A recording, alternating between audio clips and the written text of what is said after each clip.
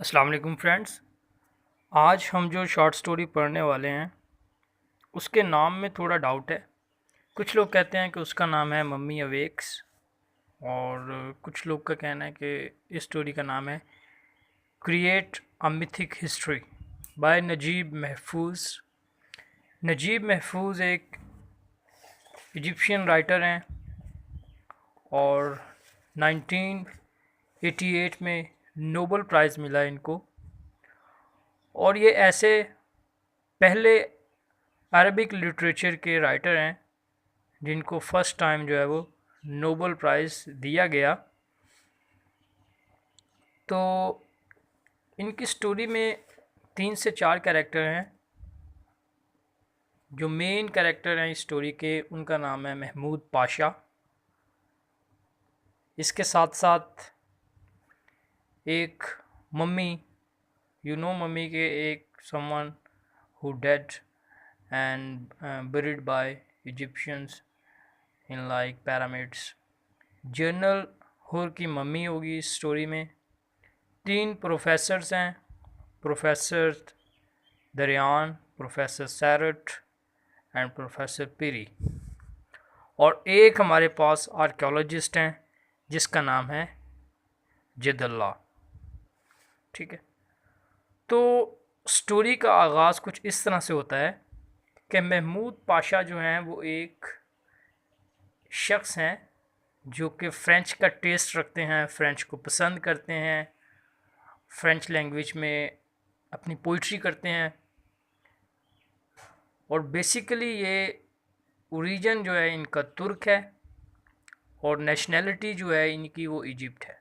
मतलब एक इंसान के अंदर 3 मुख्तलिफ़ किस्म के इंसान जो हैं वो जम हुए पड़े हैं।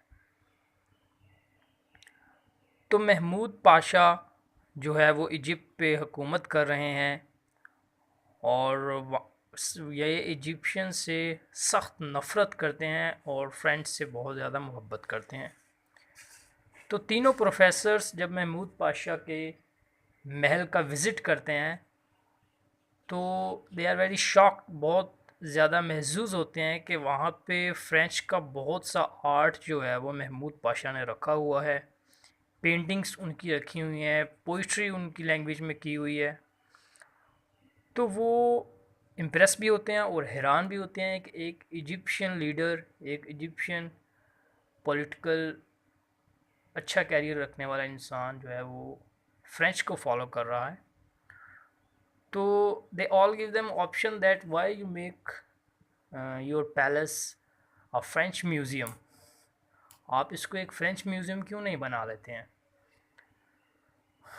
तो कुछ देर के बाद 2 प्रोफेसर जो हैं वो वहाँ से चले जाते हैं और एक प्रोफेसर दरियान जो हैं वो वहाँ पे सिर्फ रुक जाते हैं। महमूद पाशा उनके साथ चहलकदमी कर रहे होते हैं महल के अंदर।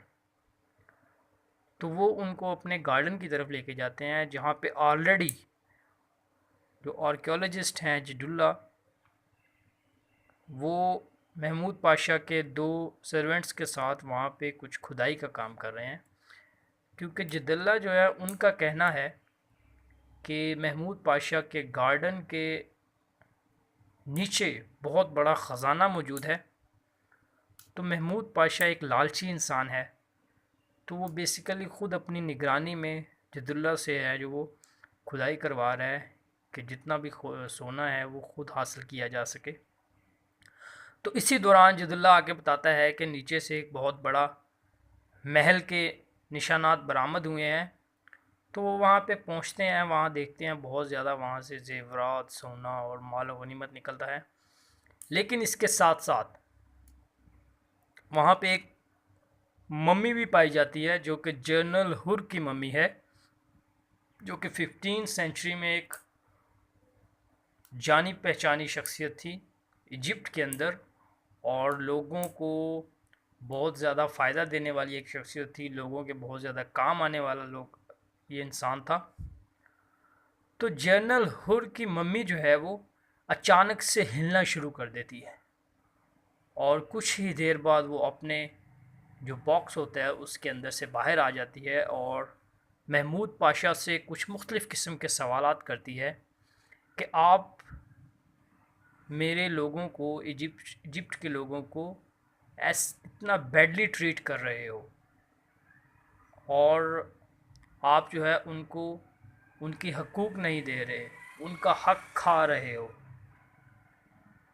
और इसके साथ साथ आप एक इजिप्ट भी नहीं हो और एक इजिप्ट हुकूमत कर रहे हो।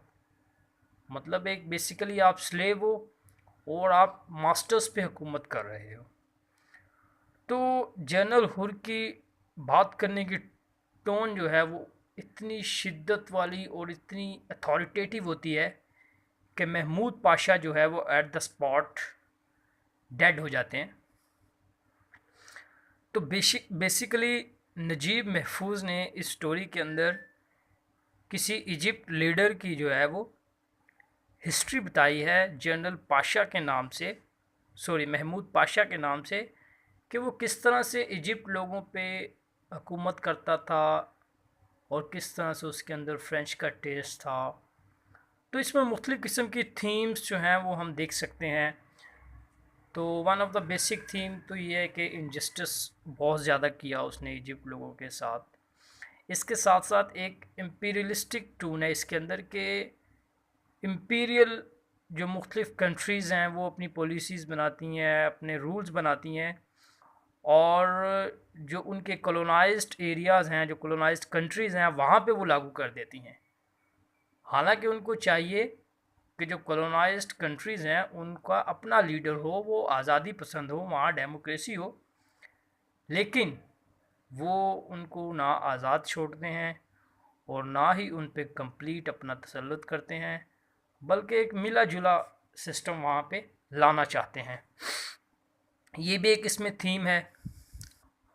और जो महमूद पाशा लीडर थे उनकी एक करप्शन बताई गई है कि वो किस तरह से फ़्रेंच का उनके अंदर टेस्ट था और अपने मुल्क से उनको बिल्कुल ही मोहब्बत नहीं थी।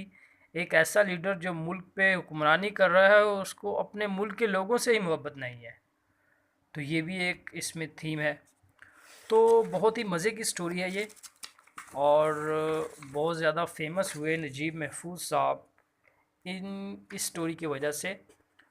और ये अरबिक लिटरेचर के एक पहले राइटर हैं जो कि नोबेल प्राइज़ याफ्ता हैं।